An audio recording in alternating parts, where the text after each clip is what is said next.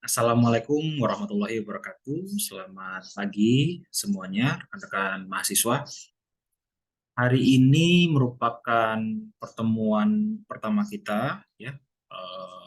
Setelah UTS ya, saya akan mencoba melanjutkan apa yang telah disampaikan oleh dosen sebelumnya pada mata kuliah pengantar fisiologi tumbuhan. Ya. Mungkin saya izin share screen dulu.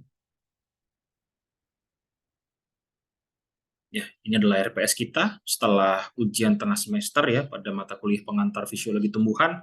Kita akan belajar tentang fotosintesis dan juga respirasi ya pada pertemuan ke-8 dan ke-9. Pada pertemuan ke-10 dan 11 kita akan belajar tentang karbohidrat, ya, lipid, biokimia lipid, asam amino protein serta biokimia protein. Kemudian selanjutnya pada pertemuan 12, 13, dan 14 kita akan banyak berbicara ya tentang fitohormon, kemudian konsep pertumbuhan dan juga perkembangan pada tumbuhan ya sebelum kita nanti ada evaluasi ya melalui ujian akhir semester. Dan kita akan fokus ya pada pertemuan pertama dan kedua kita ya setelah UTS terkait dengan materi fotosintesis dan juga respirasi. Di sini kita akan belajar ya mengenai definisi dari fotosintesis, kemudian keseimbangan energi, pigmen-pigmen fotosintetik, reaksi-reaksi fotosintesis, faktor yang mempengaruhi, kemudian juga sampai pada perbedaan ya, anatomi dari tumbuhan C3, C4, dan juga CAM. Kemudian terkait dengan respirasi, kita akan belajar terkait dengan reaksi aerob dan anaerob, reaksi-reaksi respirasi, ya, kemudian faktor-faktor yang mempengaruhi respirasi. Ini dia ya, terkait dengan materi pertama kita tentang fotosintesis. Untuk pertemuan pertama pada hari ini, saya kira kita akan lebih fokus ya membahas terkait dengan reaksi cahaya dari fotosintesis atau reaksi terang atau light reaction. Sebagaimana kita ketahui, fotosintesis kan terdiri dari dua reaksi, ya, reaksi terang atau reaksi cahaya atau reaksi atau light reaction, dan juga reaksi gelap atau reaksi reduksi karbon dioksida atau siklus Calvin atau siklus Hertz and Slack yang nanti akan kita bahas lebih lanjut ya pada reaksi reduksi karbon fotosintesis pada modul selanjutnya. Jadi kita akan fokus pada reaksi cahaya, ya, suatu reaksi yang menghasilkan daya asimilasi bagi proses reduksi karbon dioksida ya di reaksi gelap. Dan terkait dengan istilah fotosintesis ya sedikit mengingatkan. Kenapa mengingatkan? Karena memang sudah dari SD ya, sekolah dasar kita sudah mempelajari proses yang satu ini, yang merupakan suatu proses yang sangat penting ya bagi kehidupan di muka bumi ini, yang sudah kita pelajari sejak SD, SMP, SMA, level S1 bahkan hingga S3 ya di bidang agronomi khususnya di bidang fisiologi ini akan terus kita pelajari ya. Jadi jangan bosan belajar terkait dengan materi fotosintesis, tentunya nanti dengan level yang berbeda begitu ya tingkatan pemahamannya. Oke, kita mulai dari basic dulu ya untuk menapaki langkah yang selanjutnya kita coba uh, pahami basicnya dulu ya untuk sebagai pondasi kita nanti. Jadi secara umum terdiri dari dua kata ya, foto dan sintesis. Foto di sini berarti partikel cahaya ya, berasal dari kata foton, dan juga sintesis ya, yang berarti proses pembentukan dalam hal ini adalah karbohidrat. Sini sudah uh, saya gambarkan gitu ya ilustrasinya, dan berdasarkan ilustrasi ini kira-kira bisa ada nggak sih yang saudara-saudara bisa menjelaskan nggak kira-kira definisi singkat ya, pengertian singkat saja dari fotosintesis. Ada yang bisa untuk menjawab? Oke, kita lanjut ya. Terkait dengan fotosintesis, inilah definisinya. Wah, secara sederhana, fotosintesis dapat diartikan sebagai suatu proses pemanfaatan energi cahaya matahari untuk membentuk senyawa karbohidrat ya dari senyawa sederhana yang ada di alam, yaitu gas karbon dioksida dari atmosfer, dan juga air ya yang diperoleh dari tanah, kemudian menghasilkan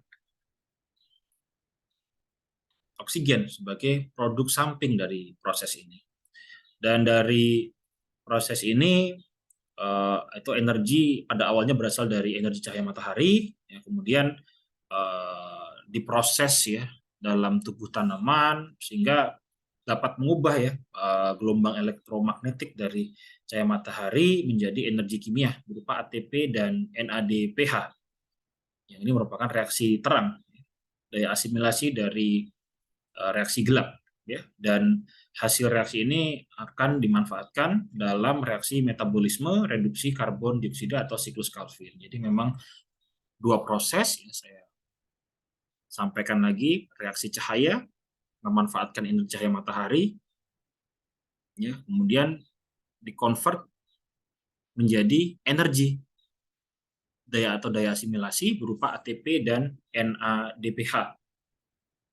Dalam reaksi terang, inputnya yang diperlukan apakah karbon dioksida? Belum, karena karbon dioksida ini diperoleh pada reaksi gelap dari fotosintesis, dan yang diperlukan adalah input air ya, dan juga energi untuk mengeksitasi elektron dari cahaya matahari. Oke, paham sampai sini? Mungkin nanti kita akan bahas ya pada halaman selanjutnya. Jadi yang perlu dipahami bahwasanya fotosintesis merupakan salah satu reaksi metabolisme ya, tepatnya pada anabolisme, proses pembentukan ya, proses penyusunan senyawa yang kompleks ya, berupa C6H12O6 dari senyawa yang lebih sederhana ya, karbon dioksida dan juga air di sini ya. Seperti itu. Satunya lagi apa? Adalah katabolisme. Itu proses perombakan dari senyawa yang kompleks menjadi senyawa yang lebih sederhana. Seperti itu ya. Dalam reaksi yang kita sebut atau proses yang kita sebut sebagai proses respirasi, itu katabolisme. Kalau fotosintesis, anabolisme. Keduanya disebut reaksi metabolisme. Seperti itu singkatnya dan sederhananya. Kenapa reaksi ini sangat penting ya? Karena reaksi ini menghasilkan makanan ya, dilakukan oleh organisme autotrof yang dapat memanfaatkan energi matahari ya, melalui pigmen yang dia punya, sehingga apa? Dia bisa menghasilkan makanannya sendiri dari senyawa-senyawa sederhana yang ada di alam gitu loh. Sehingga kita sebagai makhluk heterotrof, manusia, hewan gitu ya, kita memanfaatkan makhluk heterotrof ini. Dan dalam bidang pertanian ini merupakan proses kunci ya yang utama, karena semua hasil panen ya, bisa katakan seperti itu berasal dari proses fotosintesis ini. Misalkan contoh kelapa sawit saja ilustrasinya, yang merupakan komoditas perkebunan primadona pada saat ini, itu ya hasil buahnya itu merupakan proses fotosintesis. Gitu. Sehingga laju fotosintesis yang berdampak pada produksi yang dihasilkan ya itu dipengaruhi oleh faktor-faktor yang mempengaruhi fotosintesis gitu. Itu. Jadi penting proses ini. Jadi dasar bagi kita untuk melakukan banyak rekayasa ya, yang pada ujungnya itu dalam bidang agronomi adalah menghasilkan produksi yang maksimal. Seperti itu. Oke, sekarang lanjut. Sekarang di mana tempat berlangsungnya fotosintesis? Ya, jadi fotosintesis itu secara garis besar, secara umum terjadi pada bagian daun. Di mana tepatnya pada bagian daun? Kalau daun kita zoom gitu ya, kemudian kita potong secara melintang, itu akan kita dapatkan struktur anatomi seperti ini, penampang melintang daun. Ada bagian epidermis atas dan bagian epidermis bawah, yang pada bagian permukaannya ada lapisan kutikula yang melindungi tanaman dari transpirasi berlebih. Ya. Sedikit mereview terkait dengan anatomi. Ya. Kemudian di mana letak fotosintesis terjadi? Pada bagian tengah dari daun, yang namanya bagian mesofil. Meso artinya tengah, filo artinya daun. Mesofil, bagian tengah daun. Pada bagian apa utamanya? Ini ada dua bagian, jaringan palisade, ya, jaringan tiang. Ada juga jaringan spongy ya, atau jaringan spons atau jaringan bunga karang. Jadi dua tempat utama terjadinya proses fotosintesis berada pada kedua jaringan tersebut yang berada pada bagian mesofil dari daun, meso tengah, filo daun, bagian tengah dari daun. Ya, ini adalah stomata, tempat difusi CO2 dan juga O2 ya, keluar masuknya. CO2 dan ya, nanti akan masuk ke sini. Nah, di sini ada apa? Di sini ada bagian yang namanya kloroplas, yang kalau kita zoom ya, akan seperti ini kelihatannya. Ada banyak bagian-bagian di dalamnya, tapi secara umum kita akan bahas ya, itu ada pada bagian tilakoid. Tilakoid ya, ini tilakoid yang kalau dia bergabung membentuk suatu struktur ya yang namanya granum. Nah, stroma, tempat reaksi gelap ya, itu terjadi pada bagian cairan di luar ini. Reaksi terang yang kita bahas sekarang ini terjadi pada bagian membran dari tilakoid ini. Membran artinya apa? Bagian luarnya. Pada bagian luar inilah terjadinya proses reaksi terang fotosintesis. Kita akan bahas lebih lanjut ya. Sudah paham ya sampai sini? Jadi organ kloroplas itu merupakan organelanya. Kalau yang kita dengar ada istilah klorofil, itu merupakan pigmennya yang terdapat pada apa? Pigmen tersebut terdapat pada bagian membran tilakoid ini yang saya tunjukkan ini. Ini bagian membran ini, klorofil itu berada. Jadi organelnya adalah kloroplas. Paham ya? Kita akan lanjut lagi. Nah, ini tadi sekilas saja ya terkait dengan reaksi fotosintesis. Mungkin saya sudah jelaskan di awal tadi. Terdapat dua reaksi yang terjadi, ada reaksi cahaya atau reaksi terang atau light reaction. Itu terjadi pada membran tilakoid kloroplas. Barusan saya jelaskan. Reaksi ini memerlukan cahaya. Mungkin ditambahin ya, bisa ditambahkan secara langsung ya, dan berfungsi mengubah energi matahari menjadi daya asimilasi berupa ATP dan juga NADPH. Nanti akan saya jelaskan lebih lanjut. Dan ada reaksi gelap atau reaksi reduksi karbon atau reaksi siklus Calvin atau pada C4 namanya Hertz and Slack atau juga CEM atau crassulacean acid metabolism pada tanaman sukulen, tanaman yang hidup pada daerah kering ya. CEM ya. Itu akan kita bahas pada reaksi gelap nanti. Itu merupakan reaksi yang tidak memerlukan cahaya, perlu digarisbawahi secara langsung. Jadi bukan tidak memerlukan cahaya. Salah. Karena reaksi gelap tidak akan terjadi kalau tidak ada cahaya ya, yang menghasilkan ATP dan juga NADPH. Dan ini terjadi pada bagian stroma. Pada bagian stroma, cairan di dalam kloroplas ini. Itu gampang kan? Dan istilah ini seringkali menimbulkan kerancuan ya dari pada berbagai media pembelajaran ya bagi siswa, bagi mahasiswa begitu, karena seringkali menyebutnya reaksi yang terjadi pada malam hari. Itu salah ya. Jadi tidak tepat gitu loh. Jadi tidak tepat karena apa? Karena memang bahkan pada malam hari itu reaksi gelap tidak berlangsung. Karena apa? Karena reaksi terang yang menghasilkan daya asimilasi bagi reaksi gelap juga tidak berlangsung. Jadi kata kuncinya adalah energi yang dihasilkan oleh reaksi terang dari fotosintesis. Ya. Dan terkait dengan reaksi cahaya sangat penting. Kenapa? Karena oksigen yang kita hirup ini itu berasal dari reaksi cahaya. Ya. Kira-kira kontroversi ya yang sering terjadi. Jadi sebenarnya pada malam hari atau pada siang hari. Jadi sekarang kalau ditanya sudah bisa jawab semuanya harusnya ya. Kemudian terkait dengan fotosistem ya. Fotosistem adalah sistem cahaya. Jadi di dalam membran tilakoid tadi pada organela kloroplas ya, itu terdapat suatu unit-unit ya yang disebut sebagai fotosistem yang mampu menangkap energi matahari tadi. Ya. Yang utamanya terdiri dari dua bagian, yaitu terdiri dari pusat reaksi ya. Ini pusat reaksinya bisa kita lihat. Di mana pusat reaksi ini pada pusat reaksi ini terdapat klorofil A ya dan juga akseptor elektron. Anggap saja gambarnya seperti ini ya, membran tilakoidnya kalau kita perbesar seperti itu, nah ini ada bagian membrannya, membran tilakoid itu.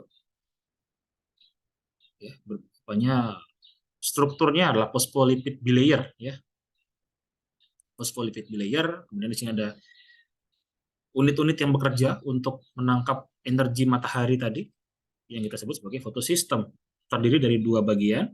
Yang pertama ya adalah pusat reaksi yang terdiri dari klorofil A sebagai pusat reaksi dan juga akseptor elektron yang jenisnya berbeda antara fotosistem 1 dan fotosistem 2. Ada dua fotosistem yang akan kita bahas. Kemudian di sini ada bagian yang namanya adalah kompleks antena yang terdiri dari klorofil B dan juga karotenoid. Ya, yang berfungsi sebagai pengumpul energi utama yang selanjutnya akan disalurkan menuju ke pusat reaksi dari fotosintesis. Untuk apa? Untuk mengeksitasi elektron. Untuk apa elektron dieksitasi? Nanti kita akan bahas lagi, ya. Step by step kita akan coba. Ini bagian stromanya, bagian cairan di luarnya. Dan ini adalah di bagian lumen dari tilakoid tadi. Ya. Nah, jenis fotosistem seperti saya katakan lagi tadi ada dua jenis. Kenapa? Karena tanaman ya sebagai makhluk hidup tadi itu harus ya mengoptimalkan penyerapan energi cahaya ya dari proses fotosintesis yang dia akan menangkap panjang gelombang yang berbeda ya. Mungkin dulu sudah pernah dijelaskan juga ya terkait dengan panjang gelombang, energi dan lain sebagainya dari gelombang elektromagnetik ya. Jadi ada dua fotosistem 1 dan juga fotosistem 2. Fotosistem 1 dengan pusat reaksi yang namanya P700 dan fotosistem 2 dengan pusat reaksi P680. Dan secara umum yang terjadi adalah sebagai berikut ya. Saya akan coba jelaskan. Yang pertama cahaya akan bagian dari kompleks antena akan mendapatkan paparan dari fotonnya, dari cahaya mataharinya. Kemudian dia akan meneruskan energi menuju ke pusat reaksi. Dia mengumpulkan energi. Begitu juga dengan ini, mengumpulkan energi yang disalurkan menuju pusat reaksi dari fotosintesis namanya klorofil A. Dan dari klorofil A, elektron yang berada di dalamnya akan tereksitasi sehingga ditangkap oleh akseptor elektron yang pada fotosistem 2 yang namanya adalah phoefitin. Nah, yang jadi pertanyaan adalah elektron yang sudah keluar ini apakah terisi lagi atau bagaimana? Ya untuk menjamin ya terjadinya proses secara kontinu ya berkelanjutan itu diperlukan elektron pengganti karena sudah keluar nih elektronnya sudah tereksitasi gitu ya. Sehingga dia membutuhkan elektron yang berasal dari apa? Dari proses fotolisis air. Nah, di sinilah peran sentral air salah satunya juga diperlukan dalam reaksi cahaya. Yang menghasilkan apa? Yang menghasilkan oksigen. Ya, jadi digantikan oleh elektron ini. Elektron yang kemudian ditangkap oleh akseptor elektron selanjutnya kemana? Akan diteruskan pada rantai transport elektron. Ada plastoquinon, ya, kemudian ada sitokrom B6F, ya, kompleks sitokrom B6F, kemudian ada plastosianin, ya, diteruskan ke sini. Kemudian ditangkap nih oleh klorofil A. Jadi berasal dari elektron yang ditransfer dari fotosistem 2. Nah, tapi belum tereksitasi.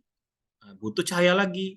Dikumpulkan lagi cahaya melalui kompleks antena, disalurkan menuju pusat reaksi dan akhirnya mengeksitasi elektron dari klorofil A pada P700 atau fotosistem 1.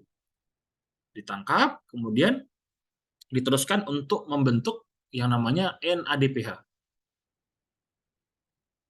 Lalu ATP-nya di mana? Kan reaksi tawar menghasilkan ATP dan juga NADPH kan? ATP dihasilkan melalui ATP sintase. Nanti kita akan bahas. Ini mungkin cara umum aja. Dari mana ATP sintase dihasilkan? Karena ketika elektron melewati sitokrom B6F, proton dalam bentuk ini H+ yang berada pada bagian stroma akan dipompa ke dalam lumen dari tilakoid, sehingga H+ dalam lumen tilakoid akan banyak, jadi asam dia. Dan karena konsentrasinya ya tinggi di dalam lumen tilakoid, dia akan keluar ya, melalui ATP sintase sehingga menghasilkan ATP. Nanti ada di belakang, kita akan bahas lebih detail lagi. Nah, kan tapi walaupun mekanisme ya kerja ya kedua sistem cahaya tersebut berjalan paralel, artinya cara berkesinambungan seperti ini rapih begitu ya, ternyata pada kenyataannya kedua sistem cahaya ini kedudukannya dalam membran tilakoid tidak selalu berada dalam posisi yang saling berdampingan. Inilah faktanya di lapangan gitu dari hasil penelitian. Ya. PS2 umumnya terdapat pada di PS2 yang hijau, ya, ini light harvesting kompleksnya. Ya. Itu bertumpukan ya dalam granum, atau namanya granum stacking. Seperti ini bentuknya. Sebenarnya seperti ini bentuknya. Inilah tilakoid itu. Pada bagian tumpukan inilah fotosistem 2 banyak ditemukan. Dan jumlah PS2 relatif lebih banyak dibandingkan pada sistem atau fotosistem 1.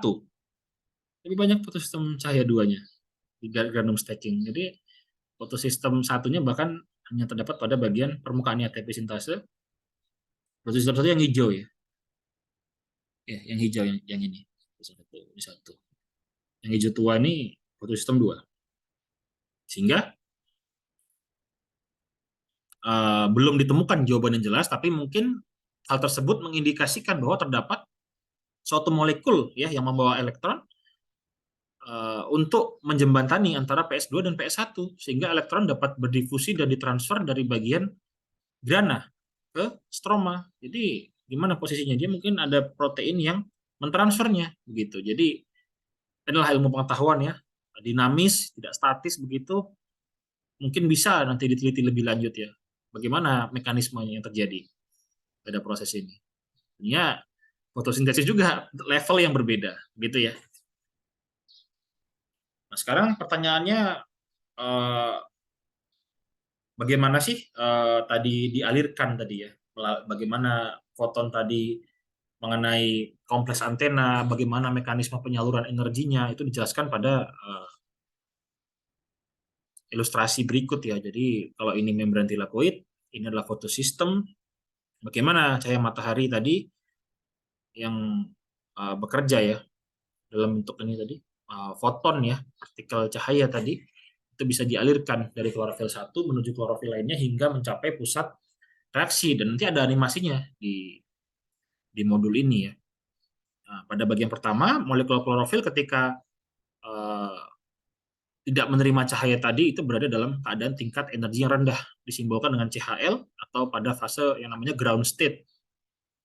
Pada fase ini kalau kita gambarkan, mungkin akan seperti ini ya, proton, elektron, ya kita nggak akan bahas lebih lanjut mengenai ini, tapi intinya seperti inilah kondisinya, ilustrasinya. Nah, ketika diberikan pencahayaan ya dari sinar matahari, terbenturlah ada partikel foton ini, dia akan menyerap energi foton, ini pigmennya klorofil tadi nih, dan sehingga akan mengalami eksitasi dan memiliki energi yang lebih tinggi. Berubahlah dari CHL menjadi CHL bintang ya. Akan tapi dalam kondisi ini klorofil tidak stabil, karena paparan energinya tinggi kan, dan dia akan segera melepaskan energi ke sekitarnya. Jadi ketika mendapatkan paparan energi, elektron tadi akan tereksitasi pada klorofil B ini ya, pada kompleks antena, menuju kulit luarnya seperti ini. Nah, terdapat 4 cara penyaluran energi setelah terlepas dari molekul klorofil. Yang pertama, bisa dalam bentuk energi panas atau non-photochemical quenching ya. Kemudian yang kedua, molekul klorofil mungkin akan menyalurkan energinya kepada molekul lain berupa molekul oksigen yang dapat menghasilkan spesies oksigen reaktif yang memicu cekaman oksidatif bagi tanaman ketika kondisi tidak menguntungkan. Kemudian yang ketiga bisa melalui fluorescence, dan yang keempat ya, pada kondisi optimal yang terjadi adalah pada nomor 4 ini dan yang kita harapkan. Ya, karena dia dipakai untuk apa? Untuk reaksi fotokimia dari fotosintesis untuk apa? Membentuk ATP dan juga NADPH. melalui reaksi yang saya katakan tadi, ke pusat reaksi, ditangkap oleh akseptor elektron, jadi transfer rantai transport elektron, ya, menghasilkan ATP, ya kan, dipompa ion hidrogennya pada rantai transport elektron, dibentuklah NADPH, ya, jadi dua substansi yang digunakan sebagai energi dalam reaksi gelap fotosintesis. Ini saya katakan tadi bahwasannya kondisi ketika dia optimal akan cenderung terjadi yang nomor 4. Ketika dia tanaman berada dalam keadaan cekaman tertentu, itu akan cenderung tanaman akan mengalami cekaman oksidatif. Ya. Nah, mungkin ada tugas, ya, bisa nanti dibentuk kelompok, ya. Saya minta ketua kelas nanti untuk membagi kelompok dan mengerjakan tugas yang sudah saya berikan ini. Ya. Untuk penjelasannya, apa yang saya sampaikan itu mungkin bisa dilihat ya pada YouTube melalui link berikut ini. Saya sudah jelaskan ya dengan animasi-animasi sehingga insya Allah ya dapat memudahkan rekan-rekan mahasiswa semua ya dalam belajar gitu ya. Nah, terkait dengan mekanisme transport elektron ya. Nah, seperti ini ya. Ini saya review lagi ya. Jadi bagaimana tadi foton ditangkap oleh kompleks antena klorofil B dan karotenoid di sini. Kemudian disalurkan energinya ke pusat reaksi. Di sini ada elektron dari hasil fotolisis air untuk menggantikan elektron yang tereksitasi pada bagian fiofitin yang merupakan akseptor elektron dari fotosistem 2. Soalnya elektron dialirkan pada sitokrom plastoquinon, di sini ada sitokrom B6F, ya, kompleks sitokrom B6F yang memicu pemompaan proton dari bagian stroma menuju ke bagian lumen. Yang sudah saya katakan tadi. Kemudian di sini elektron akan mengalir hingga akhirnya menghasilkan NADPH dengan bantuan yang namanya ferredoxin di sini. Nah, ketika laju aliran elektron seperti ini, itu disebut sebagai lintasan elektron non-siklik. Kenapa non-siklik? Karena tidak siklus, sehingga elektron tidak kembali lagi. Paham ya? Tapi ketika siklik, ketika dia ditangkap di sini, elektronnya, akseptor elektron, kemudian melalui sitokrom B6F, masuk ke fotosistem 1, dia akan kembali lagi elektron. Akan diputar kembali. Kenapa? Karena pada saat ini, pada fase ini, apa kira-kira terjadi pemompaan ion hidrogen yang menghasilkan apa? Melalui ATP sintase. ATP. Nah, ternyata dalam reaksi gelap, ATP lebih banyak dibutuhkan berdasarkan riset penelitian. Ya, lebih banyak dibutuhkan ATP dibanding NADPH dalam reaksi gelap. Sehingga tanaman memerlukan suatu siklus. Elektron di sini dipertahankan untuk membentuk ATP, memompa ion hidrogen tadi ke dalam. Melalui proses yang namanya kemiosmosis, ya. Karena hidrogen di luar dipompa melawan gradien konsentrasinya, di sini penuh nih. Konsentrasi proton berupa hidrogennya tinggi, sehingga akan disalurkan menuju ke bagian luar dari stroma. Konsekuensinya apa? Di sini ADP dengan bantuan fosfat ya akan diubah menjadi ATP untuk apa? Untuk reaksi gelap, untuk menghasilkan gula dalam reaksi gelap, glukosa dalam reaksi gelap. Seperti itu ya, kurang lebihnya. Dan nanti saya sudah jelaskan juga melalui video yang saya upload di YouTube, sehingga rekan-rekan semua bisa nanti mengulangi apa yang sudah saya sampaikan tadi. Ya. Nah, mungkin ini sedikit ringkasan mengenai elektron non-siklik dan siklik. Lintasan elektron non-siklik melibatkan fotosistem 1 dan fotosistem 2. Jelas ya, kenapa? Ya, karena dia dari satu ya, biar jelas ya. Karena melibatkan fotosistem 2 dan fotosistem 1 di sini. Yang non-siklik tadi, ya kan? Kemudian sedangkan yang siklik hanya melibatkan fotosistem 1 karena dari fotosistem 1 di sini aja. dari sini aja lah, mungkin biar lebih jelas ya.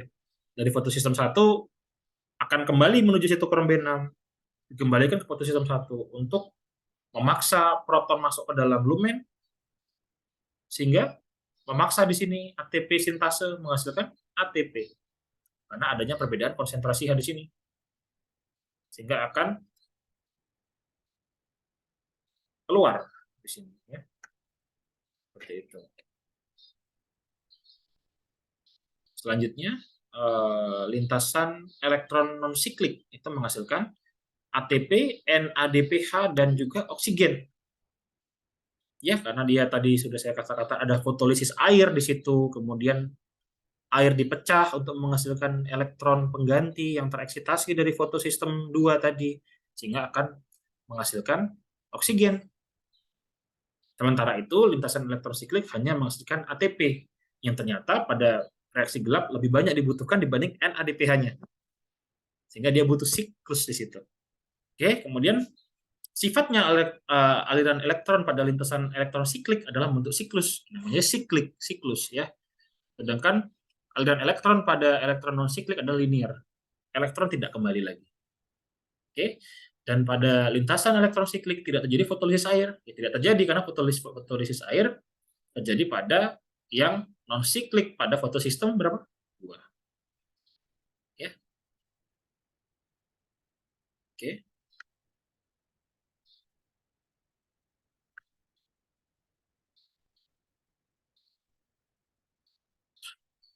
Saya kira itu ya yang penting dari proses ini. Dan beberapa hal yang perlu diketahui adalah bahwasanya dalam proses fotolisis air pada fotosistem 2 itu fotolisis air ya itu dikatalis oleh suatu struktur redoks aktif ya yang mengandung 4 ion mangan Mn di sini, 1 ion kalsium dan 1 ion klor dengan melepaskan proton dari bagian stroma ke dalam lumen ya.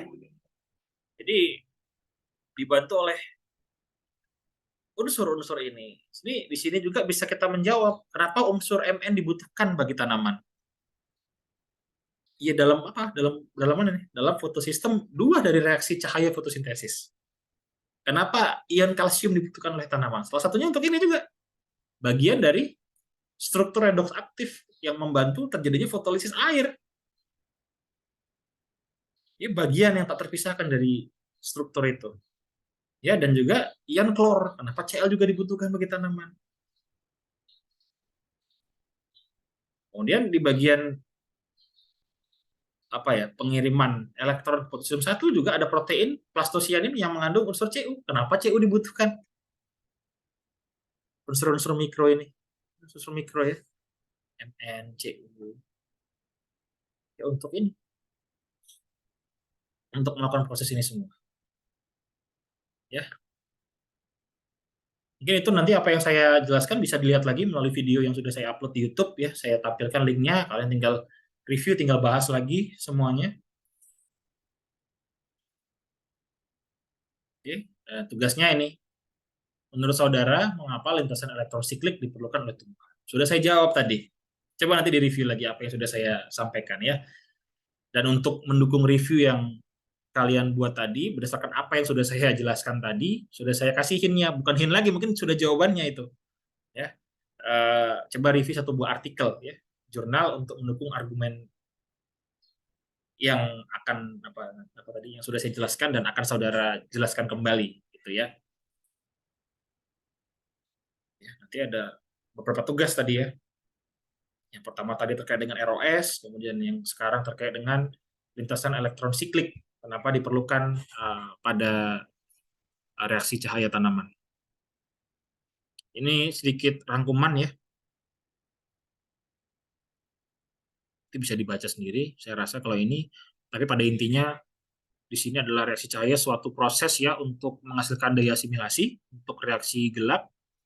Ya, dia terjadi pada bagian membran tilakoid dari kloroplas. Di dalam membran itu ada fotosistem, sistem cahaya 2 dan sistem cahaya 1 dengan panjang gelombang yang berbeda untuk mengoptimalkan penyerapan cahaya. Ya kan? Yang terdiri dari bagian kompleks antena dan juga pusat reaksi. Kompleks antena fungsinya untuk apa? Menyerap cahaya. dan meneruskan energinya ke dalam menuju pusat reaksi untuk mengeksitasi elektron, yang kemudian dilanjutkan menuju rantai transport elektron, memicu dipompanya ion ion hidrogen ya atau proton tadi ke dalam lumen, ya terjadi proses yang namanya chemiosmosis, kemudian menghasilkan ATP, ya kemudian ketika elektron ditransfer menuju fotosistem 1 oleh bantuan ferredoxin, ya dan juga tadi ya enzim yang namanya NAD+ reduktase tadi menghasilkan NADPH. Yang keduanya ATP dan NADPH digunakan pada reaksi gelap dari fotosintesis. Itu sih rangkumannya kurang lebihnya ya. Nanti bisa dibaca lagi dan coba untuk sedikit mereview ya, memastikan apakah Anda paham apa yang telah saya sampaikan tadi. Bisa nih dikerjakan kuisnya ya. Ya, platformnya EduCandy namanya ya. Jadi dikerjakan sekarang ya, saya tunggu. Nanti kita akan tampilkan hasilnya. Oke, next. Dan untuk lebih memantapkan lagi proses yang terjadi pada reaksi terang, saya mau Anda untuk membuat ya, menggambar lah di sini. Anda berkreasi di sini ya. Ada tugasnya nih, sudah saya instruksinya sudah saya berikan di sini. Ditulis ya bagaimana reaksinya tadi dari cahaya. Ini kan membran tilakoid nih. Ini fotosistem 2, fotosistem 1. Ada ATP sintase, ada kompleks sitokrom B6F ya. Ada plastosianin, ada plastoquinon ya. Jelaskan dikirim ke saya melalui email ya. Yang sudah saya berikan juga di sini. Terkait dengan apa namanya? Gambarnya. Kalian tinggal berkreasi di gambar. Oke, saya kira itu ya yang bisa saya sampaikan pada kesempatan kali ini terkait dengan mekanisme reaksi cahaya dari fotosintesis. Untuk minggu depan ya, kita nanti akan bahas terkait dengan reaksi gelap dari fotosintesis. Jadi masih di fotosintesis ya. Kita akan bahas lebih lanjut bagaimana mekanisme ATP dan juga NADPH itu diproses ya sebagai energi bagi tanaman untuk mereduksi karbon tadi. Jadi karbon di sini akan masuk ya pada bagian stroma dari kloroplas, kemudian akan diproses direduksi menjadi glukosa ya bagi tanaman. Nanti akan diproses menjadi karbohidrat. Oke, mungkin itu yang dapat saya sampaikan pada hari ini. Kurang lebihnya mohon maaf ya. Billahi taufiq wal hidayah. Wassalamualaikum warahmatullahi wabarakatuh.